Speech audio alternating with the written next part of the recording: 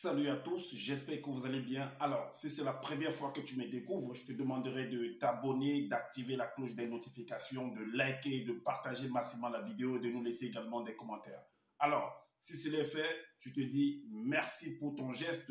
Comme je le dis constamment dans mes partages, que Salomon dit qu'il n'y a rien de nouveau, ce qui a été, c'est ce qui est et c'est ce qui sera encore. Et que le physique est le reflet du non visible. Le Créateur, par son verbe, parle tantôt d'une manière, tantôt d'une autre, et l'on n'y prend point garde. Alors, toi qui m'écoutes aujourd'hui, si tu ne prenais pas garde autrefois, dès à présent, commence à prendre garde par rapport à ce que tes yeux peuvent voir, tes oreilles peuvent entendre, tes sens peuvent capter au travers de la nature. Analyse bien la situation, retiens ce qui est bon et ce qui est mauvais, bien entendu, et transmets-le à tes enfants afin qu'ils puissent sortir de l'ignorance, parce qu'il y a une formule qui dit que l'homme, la femme, l'enfant, l'être, la créature, périt faute de connaissances. Donc, il est primordial pour nous de pouvoir fusionner avec le savoir afin d'avoir une meilleure visibilité des choses. Et encore, nos pères, nos mères, dans les temps d'autrefois, ont toujours eu à appuyer leurs dits, pas des métaphores, des énigmes, des paraboles, des dictons, des proverbes, en utilisant les éléments de la faune et de la flore. Et ils ne peuvent pas aller au-delà, car la loi du Créateur le veut ainsi. Nous sommes tous contenus dans un globe. Je dis bien, je pèse mes mots, personne ne peut sortir, il ne peut y entrer, car la loi du Créateur le veut ainsi. Alors, je reviens encore vers vous pour un décryptage, pour une analyse profonde, pour relever en fait des zones d'ombre par rapport à une vidéo qu'a produit ce personnage de Zola, ce bandit de grand chemin, cet usurpateur d'identité, ce faux pasteur-là qui est venu sur la toile en se donnant un titre comme quoi il est le deuxième de la création, qu'il a assisté en fait à toutes les choses de la création. Alors, il a fait une vidéo par rapport à l'arche de l'Alliance qui est aux mains des Philistins. Alors, tout au long de ce partage-ci, on va utiliser en fait son même livre qu'il a écrit en copiant un peu de partout. Donc, on va vous démontrer en fait, on va vous expliquer en fait, vous montrer en fait, c'est quoi en fait, que représente l'arche de l'Alliance. Et également, qui sont les Philistins. Et voilà, donc tout au long, donc accrochez-vous et analysez avec nous et vraiment écoutez cette vidéo jusqu'à la fin et vous serez vraiment voilà, stupéfait d'entendre, de comprendre que ce monsieur c'est un bandit et vous allez comprendre également comment analyser les choses et qu'est-ce qui se cache derrière les énigmes, les proverbes qui sont écrits dans chaque verset qui se retrouve dans les Bibles. Alors, c'est parti. Donc, pour commencer, on va d'abord pour comprendre c'est quoi l'arche de l'Alliance. L'arche de l'Alliance, est-ce une idole ou pas, selon ce qu'eux-mêmes ils ont écrit. On va aller dans Exode chapitre 13. Exode chapitre 13, à partir du verset 1 à 3. Il est dit, donc c'est par rapport au personnage qu'on nomme dans la vie classique Moïse, et Zoula, lui, il l'appelle en fait Boussi. Alors, donc ça, sa langue en fait, voilà. Qu'est-ce qu'il est dit ici au chapitre 1, le chapitre 13 à partir du verset 1 à 3, il est dit, les soi-disant des personnages que lui il appelle les entités ou bien ou les anges ou les, selon sa langue, oui, si vous écoutez cette vidéo, vous allez voir. Il dit ici que les entités en fait ajoutaient et dire, tu fabriqueras une arche en bois. Donc l'arche de l'alliance en fait, ce sera fabriqué en bois. Et si vous comprenez bien, vous allez comprendre, vous allez voir que Moïse doit chercher en fait des artisans, ceux qui font de la sculpture, des sculpteurs. Vous voyez des artisans, d'autres vont dire des antiquaires. Est-ce que vous comprenez? C'est ceux qui font en fait ou alors des ébénistes. Voilà, ce sont eux qui travaillent en fait le bois, qui vont fabriquer en fait des statuettes à l'effigie de quelqu'un. Est-ce que vous comprenez? Alors, donc on lui dit, les entités en fait, ces personnages en fait lui disent que tu fabriqueras une arche en bois. Une arche, en fait, c'est un coffre, en fait. Est-ce que vous voyez? C'est comme un coffre dans lequel vous pouvez garder votre trésor, vos bijoux. Est-ce que vous comprenez? Donc, donc, en bois, on précise bien en bois, mais lui, il a ajouté par au bas. Donc, tu mesureras 125 cm de long, 75 cm de large et 75 cm de haut. Donc, on lui donne les mesures que cette arche, ce coffret aura. Alors, le verset 3 dit, tu le recouvriras d'or pur. Donc, après avoir construit cette arche en bois, tu vas recouvrir en fait avec de l'or pur, à l'intérieur comme à l'extérieur. Et tu appliqueras tout autour une bordure d'or. Est-ce que vous comprenez? Maintenant, on va à partir du verset 10 à 13. Il est dit que, en plus, tu façonneras deux Zoula écrit deux Bébouté Moudi. Les Bébouté Moudi, en fait, c'est des chérubins dans les Bibles classiques. Donc lui, il a écrit en sa langue les Bébouté Moudi en or, martelé aux deux extrémités du couvercle, parce que ce coffre, en fait, devait avoir un couvercle, en fait. C'est un peu comme une marmite avec le couvercle. Mais aux extrémités du couvercle, en fait, tu vas faire des chérubins. Les chérubins, en fait, c'est des êtres, en fait, selon le dessin, selon l'explication, qui ont des ailes, en fait, qui sont là, qui se ressentent, qui se regardent et qui couvrent, en fait. Est-ce que vous comprenez? Alors, le verset 11 dit, ces deux déboutés modifieront corps avec le couvercle, donc ils seront collés. C'est ça qui veut dire faire corps. À chacune des extrémités, de ces extrémités. Le verset nous, ils se feront face, donc ils seront en face, ils vont se regarder. Le visage dirigé vers le couvercle. Donc, ils seront face à face, mais le visage regardera le couvercle. Et qu'ils protégeront de leurs ailes déployées. Donc, ils vont se regarder, ils vont ouvrir leurs mains comme ça. C'est ce qu'il appelle les ailes. Ok. Maintenant, on va aller dans le livre de 2 Samuel. Toujours dans le livre de ce monsieur. On va aller dans le livre de 2 Samuel. Chapitre 2, au verset 3 et 4. Donc, j'ai déjà fait en fait des vidéos en mettant en fait des reportages pour vous montrer comment est-ce que la procession se produit. Parce que dans l'église catholique, par exemple, ils ont ce qu'ils appellent le saint, ils ont ce qu'ils appellent en fait je crois c'est le saint, si je ne me trompe pas. En fait, quand le prêtre veut arrêter, ou que ce soit le diacre, que ce soit le prêtre, ou bien que ce soit l'archevêque, tout ça, quand il va arrêter ça, il arrête avec un tissu en fait. Il arrête avec un tissu. C'est un truc c'est un cercle avec des pointiers qu'ils ont sortis et tout avec un truc. Donc, ils arrêtent ça comme ça, ils montent devant pendant qu'ils font la procession en fait. Donc, maintenant, dans 2 Samuel chapitre 2, à partir du verset 3 et 4, il est dit, après ces événements, Tondor récupérera l'arche de l'alliance. On dit chapitre 2, verset 3 et 4. Donc, après ces événements, David, qui est, lui, l'appelle Tondor, récupéra l'arche de l'alliance sans la toucher directement de ses propres mains. Ça veut dire qu'il arrête avec un tissu. Est-ce que vous comprenez? Et si vous regardez également en Afrique de l'Est, là-bas, vous allez voir, surtout précisément en Éthiopie, bon, je ne sais pas comment ça se passe dans d'autres pays, en Somalie, ainsi de suite, vous allez voir que dans leur possession, ils portent en fait l'arche de l'alliance sur la table, et ils mettent des tissus, ils couvrent en fait des tissus. Donc ils vont s'habiller, ils ont des façons de s'habiller là-bas en fait. Vous pouvez regarder. Alors, le verset 4 nous dit, les Kakéas, c'est-à-dire les Lévites, placèrent l'arche de l'alliance sur un chariot neuf. Et Mwendia, Guigna, Uza et Ashdor marchaient à côté de l'arche de l'alliance. Est-ce que vous comprenez? Donc, on vous montre par là au verset 4 qu'il y a des bœufs. Parce qu'on a placé ça sur un chariot. Et sur le chariot, en fait, c'est les bœufs qui, si vous lisez là-dessus, vous allez voir que c'est les bœufs qui transportaient en fait l'arche de l'alliance. Là, est-ce que vous comprenez? Alors, maintenant, on va dans Jérémie. Puisqu'on a dit que c'était un truc en bois, qu'est-ce que Jérémie dit? Qu'est-ce que Jérémie dit par rapport à ce coffret? Ce que Zoula lui-même il a écrit. Alors, Zoula dit, dans le livre de Jérémie, chapitre 56 à 60, il dit, on coupe du bois, de la même manière qu'on a dit à Moïse, que lui l'appelle Boussi, de prendre du bois de baobab pour faire en fait un coffret en fait, que lui l'appelle l'arche, qu'ils appellent l'arche de l'alliance. Donc c'est ce que Jérémie dit ici, et Zoula l'écrit bien, qu'on coupe du bois dans la forêt.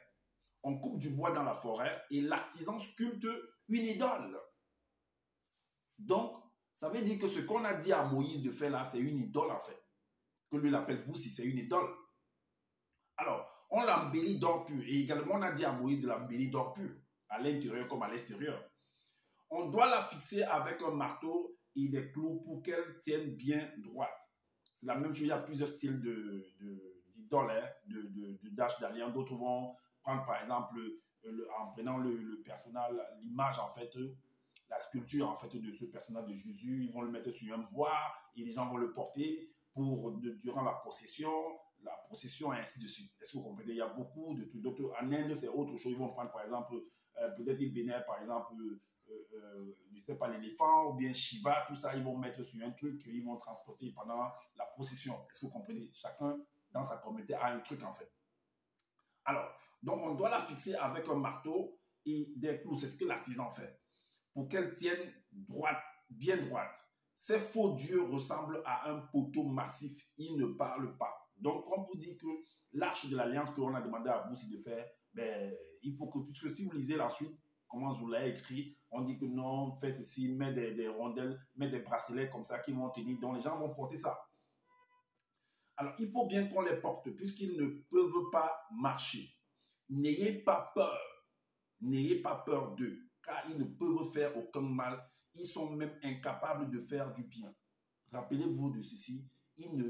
N'ayez pas peur de l'arche de l'alliance, de ce genre de choses, de ce coffre. N'ayez pas peur de ça. Ça ne peut rien faire, en fait. Alors, maintenant, à partir du verset 64 à 68, il est dit, ces gens sont tous complètement dépourvus de vérité. En fait, on veut dire que ces gens qui fabriquent ces choses-là, ou bien à qui on a donné l'ordre de fabriquer ces choses-là, sont dépourvus de vérité. C'est ce que le livre de Zola dit. Ces gens sont tous complètement dépourvus de vérité. Leurs faux dieux ne peuvent rien leur apprendre. Ils sont en bois, comme l'arche de l'alliance qui est en bois de baobab. Alors, un artisan les fabrique, un fondeur de métaux les décore avec des feuilles d'argent. Puis, on les habille avec du beau tissu rouge ou violet. La même chose. Ce sont des produits fabriqués par des artistes, tout simplement. C'est ce que le livre de Zola dit. On est d'accord? Donc, voilà à quoi ressemble cette arche de l'alliance. Voilà à quoi représente cette arche de l'alliance selon Zola lui-même, que c'est une étoile. Et que Jérémie, en fait, contredit. Est-ce que vous comprenez? Alors, donc maintenant, on va aller comprendre qui sont les Philistins. Parce que on va aller en fait pour comprendre qui sont les Philistins, on va aller premièrement pour lire, on va aller dans 2 Samuel. On va revenir dans 2 Samuel. On va revenir dans 2 Samuel. On vient dans 2 Samuel chapitre 8 au verset 1.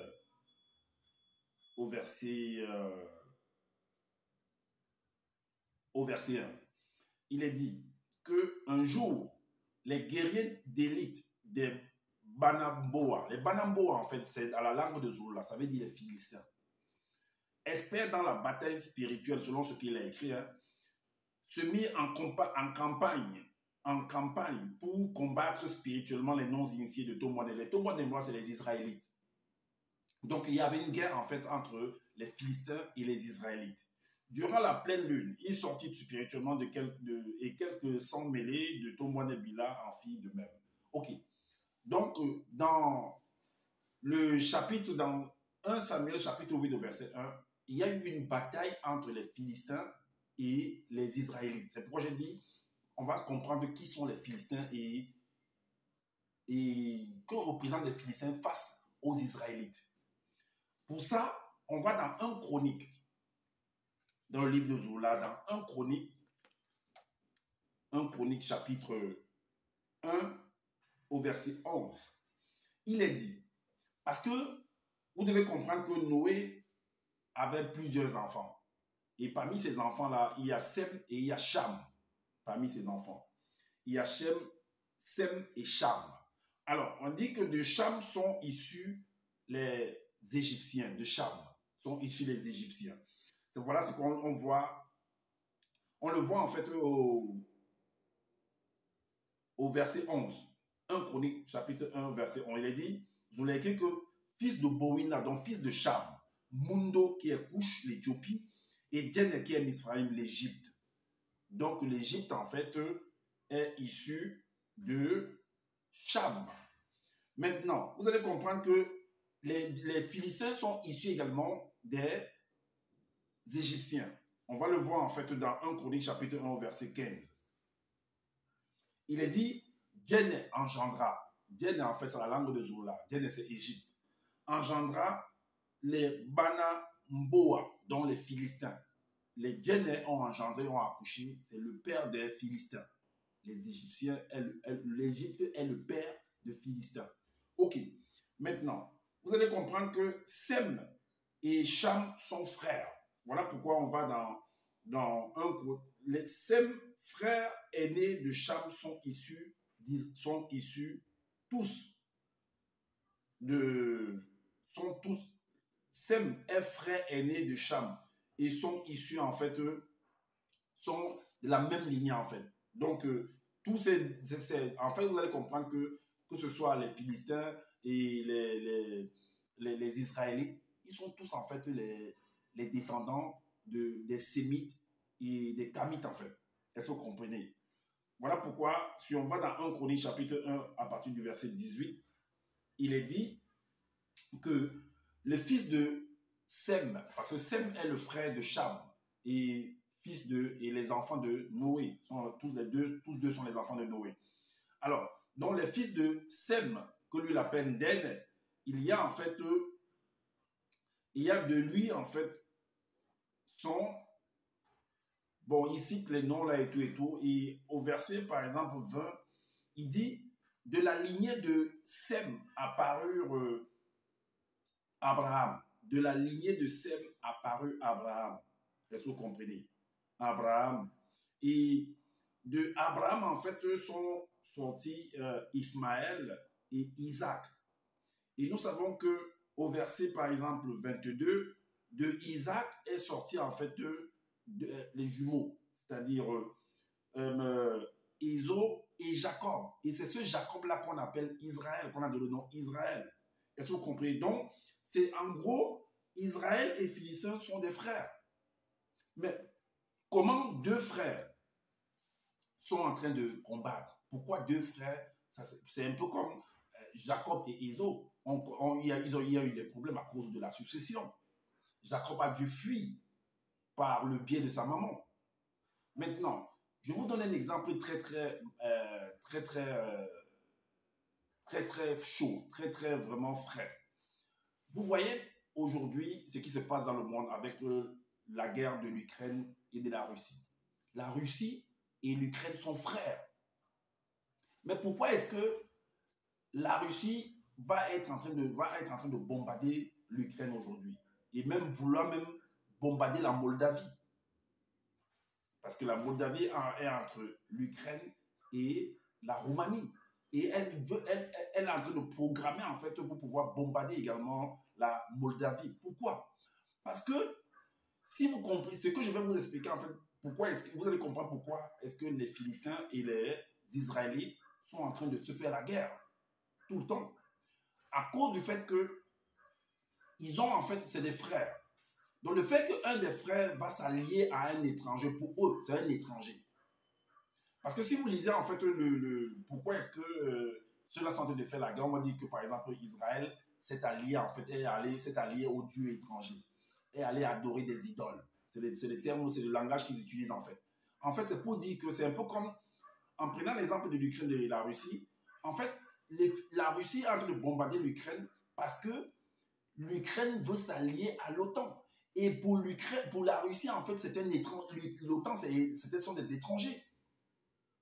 Alors, il ne va pas accepter que son frère aille se lier avec des étrangers. Donc, en gros, va se lier avec des dieux étrangers. Donc, si tu pas t'allier avec eux, toi, mon frère, ben c'est pour qu'ils viennent également me toucher. Parce qu'on dit que c'est tes propres orteils qui percent ta chaussure. Est-ce que vous comprenez? On passe toujours par ton frère pour t'abattre. Donc, la Russie qui a vu loin, qui a une vision plus panoramique, a dit qu'il ne peut pas accepter ça. Voilà pourquoi il a été de bombarder. Vu que tu veux t'entêter à aller t'allier avec des dieux étrangers, au lieu de qu'on reste entre nous, alors je vais te faire la guerre. Donc voilà pourquoi les Philistins et les Israélites étaient en train de faire la guerre, tout simplement. Alors, donc, on revient en fait dans 1 Samuel, chapitre 8, au verset 4.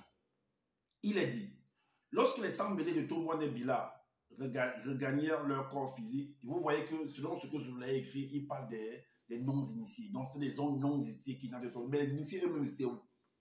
Ils étaient où dans tout ça? Donc, lorsque les sangs mêlés de Tombouan et Bila regagnèrent leur corps physique, les anciens non-initiés de Tombouan et Bila dirent, alors, pourquoi l'entité a permis que vous que vous vous fassiez battre par les Philistins. C'est ce que les 100 mêlés demandent. Donc, ils demandent en fait aux autres compatriotes. Comment ils ont fait? Pourquoi l'entité a permis que vous vous fassiez battre par les anciens? Pose la question aux autres en fait, non initiés. Mais entre-temps, l'arche de l'Alliance a été conçue par les initiés. Pour Zola, en fait, par exemple, Boussi, c'est un initié. Mais comment se fait-il que c'est un truc pour lui, en fait, qui doit être précieux, c'est les non-initiés qui sont en train de gérer ça? Comment ça se fait? Et où sont les initiés? Alors, le verset 5 nous dit, allons, voilà pourquoi il décide, donc, allons chercher l'arche de l'Alliance de Loba à Wuma Wumse. Pourquoi c'est les non-initiés qui vont chercher l'arche de l'Alliance? Pourquoi pas les initiés? Ils sont où? Que l'entité protectrice de l'arche de l'Alliance vienne au milieu de nous et nous délivre de la domination des Banamboa, donc des Philistins. Ça, c'est les Israélites non ici qui sont en train de dire que voilà, donc ils ont besoin de l'arche de l'Alliance, et parce que derrière l'arche de l'Alliance, ou alors à l'intérieur de l'arche de l'Alliance, il y a une entité protectrice qui peut leur permettre de sortir de la domination en fait des Philistins. Donc ce n'est plus Loba, mais c'est l'entité en fait. Ce n'est plus Loba qui protège. C'est l'entité qui va le faire sortir. Ce n'est plus Loba qui va le faire sortir. Alors, Loba va le faire sortir par l'entité. On va donc voir si réellement ce truc. Parce que Jérémie nous a dit que c'est des choses qui ne parlent pas, qui n'aient pas peur en fait, de ces choses-là. C'est des idoles en fait. C'est ce que Zola lui-même a écrit. Alors, maintenant, on va voir en fait, toujours par rapport à cette arche de l'Alliance. Ce qui s'est produit avec Zulula, avec Jésus qui est, Dieu qui savait qui est le Jésus de Zulula. Puisqu'on dit qu'il y a une entité protectrice à l'intérieur de l'arche d'alliance qui fait que quand tu es avec elle, quand tu avais l'arche d'alliance, ben, ton adversaire ne peut pas te gagner en fait. On va donc voir qu'est-ce qui s'est passé avec son Koudoumane, son Dieu qui savait qui est son Jésus là. Allons donc voir dans l'évangile caché de Koudoumane, le chapitre 13. Non, le chapitre 19. Le chapitre 19 au verset 13. Il est dit, ça c'est lors de l'intronisation, lors du baptême en fait de son Dieu qui savait. Alors, le verset 13 dit, dès qu'il fut intronisé spirituellement par le moyen de l'huile sacrée connue par les initiés, tous les cieux s'ouvrirent. S'ouvrir spirituellement, la puissance de l'arche de l'Alliance, issue de l'entité protectrice de l'arche sortie des eaux du Sibadon du Jourdain, et entra en lui aussitôt le verbe de Loba en tant que Mundi, c'est-à-dire Saint-Esprit, investit l'esprit de Dieu qui savait pour l'accompagner dans sa mission du visible. Ok. Donc l'arche de l'Alliance, donc ça veut dire que ça le protégeait contre les adversaires. Donc aucun adversaire ne pouvait le renverser, puisqu'il a été investi de cette entité protectrice-là. Ok. Le chapitre 54 nous dit quoi? Vous allez voir ce qui va se passer. Au chapitre 57 de ce même Koudoumane, le verset 25 nous dit, alors les blancs et les sangs mêlés se saisirent de lui, après qu'on l'ait jugé, tout ça et tout et tout. Donc voilà, là, c'était déjà sa fin là. Donc les blancs et les sangs mêlés, selon ce que Zola a écrit, les blancs et les sangs mêlés se saisirent donc de Dieu qui savait avec fureur. Et quelques-uns prirent un poteau où était donc l'entité protectrice de l'arche de l'Alliance là, qui fait que quand elle est avec toi, ton adversaire ne pourra te donner. Parce que c'est ce que les Israélites, les non-initiés israélites, donc on va dire, de Tombouan Nebila voulaient. En fait, ils voulaient récupérer l'arche de l'Alliance parce qu'il y avait une entité protectrice de l'arche de l'Alliance qui faisait que s'ils étaient en possession de l'arche de l'Alliance, les Philistins ne pouvaient pas les battre. Alors, comment se fait-il que ton Jésus-Christ là, qui est Dieu qui s'appelle Koudoumane, est en possession de l'entité, est en fusion avec l'entité protectrice de l'arche de l'Alliance, et puis les gens se saisissent de toi et te clouent néanmoins? Où était cette entité-là? C'est là où vous comprenez que ce que Jérémie avait dit, que c'est des choses qui ne parlent pas, qui n'ont aucune force, c'est n'importe quoi. C'est de la pacotille, en fait. Parce que, en fait, si vous voulez, parce que c'est de la pacotille. Est-ce que vous comprenez? Alors, le verset 27 nous dit, puis on l'a attrapé, on l'a... Oh, mais vous ne pouvez pas imaginer, en fait. En tout cas, imaginez un peu la scène. Puis les injurièrent en secouant la tête et il lui disait, toi qui penses détruire le temple et le rebâtir en 3 jours, sauve-toi toi-même. Et si tu es le fils de Loba et descends du poteau du supplice. C'est ce qu'on lui dit. L'entité était où? Le verset 29 nous dit, c'est ça le motopéda, nous dit, ça le prophète. Toi, tu es un prophète, toi. Toi, tu es un prophète, toi. Le verset 30 nous dit, descends maintenant du poteau de supplice et nous croirons en toi. Du n'importe quoi. C'est ce que Jérémie avait dit. Le verset 31 nous dit, tu as mis ta confiance en Loba, et bien que Loba te délivre maintenant s'il t'aime, qu'il te sauve. Mais Loba n'a rien fait. L'entité protestée n'a rien fait. Et on l'a bien tabassé. Et on l'a tué. Ah oui. Voilà. Voilà ce que Zola vient fait les enseignements en disant que l'arche de l'alliance, c'est ceci, c'est cela, c'est du n'importe quoi, c'est du bois. En gros, si vous voulez comprendre, en fait, derrière cette entité, derrière ces coffres-là, on avait dit à Moïse de mettre en fait les tablettes à l'intérieur.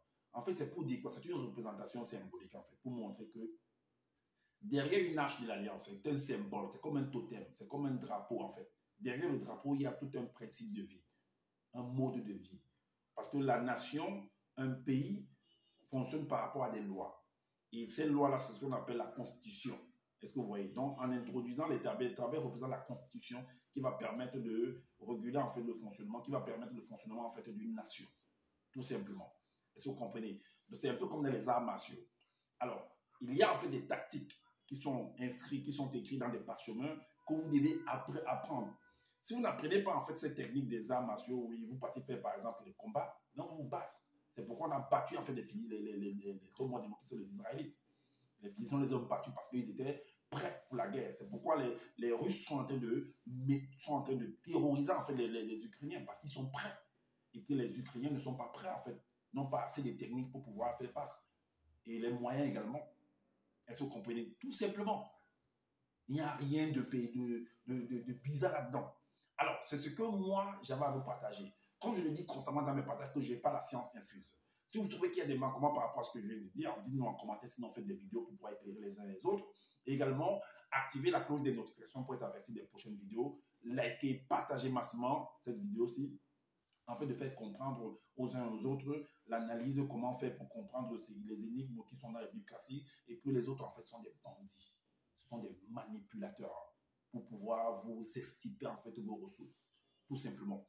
Et prenez soin de votre famille, prenez soin de votre santé, car c'est important pour le combat futur. Je vous dis à bientôt pour une prochaine vidéo. Ciao.